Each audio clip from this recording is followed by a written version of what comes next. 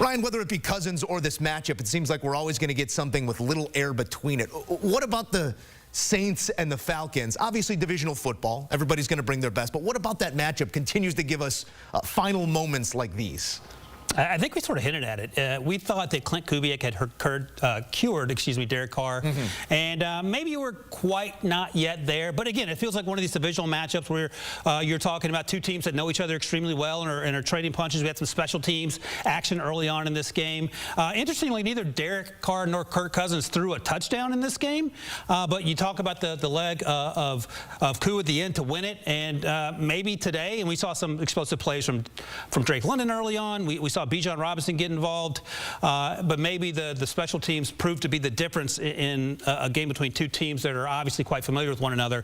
I want to see what this looks like going forward, Joe, for the Clint Kubiak, Derek Carr offense, because that was fun for 2 weeks, but is that bloom off the rose? And it's an opportunity right here for the Saints, and an opportunity squandered. 26 points for Atlanta, the most in a game without an offensive touchdown in franchise history. Didn't touch paint for the offense. You still scored 26 points. You still walk away with a win. So obviously there are things that need remedy on that side. But what has been the difference between weeks 1 and 2 and weeks 3 and 4 for this offense of the Saints that looked like they were unstoppable at times? It seems that, yes, there is tape on them, but almost a different play-calling philosophy these last 2 weeks. And that's the question, because Clint Kubiak worked with our Rick Spielman in Minnesota. He was the OC there, and then he went and was on staff with Kyle Shanahan in San Francisco. And I talked to Rick about this on the With First Pick podcast, and he said, I think that year with Kyle helped take his game to the next level. And when they blew the doors off the Cowboys early on in the season, Rick was of the opinion, and it makes sense, he knew Mike Zimmer quite well, who's now the DC in Dallas, from their time together in Minnesota, and was able to dial up plays to attack him.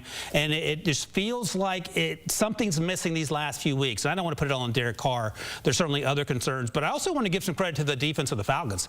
They got Matt Judon before the season. He had a big play that led to an interception in this game. And Raheem Morris, who came over from the Rams, also, he's been great in terms of getting the defense where he wants it to be. Yeah. And I think they're making that progress.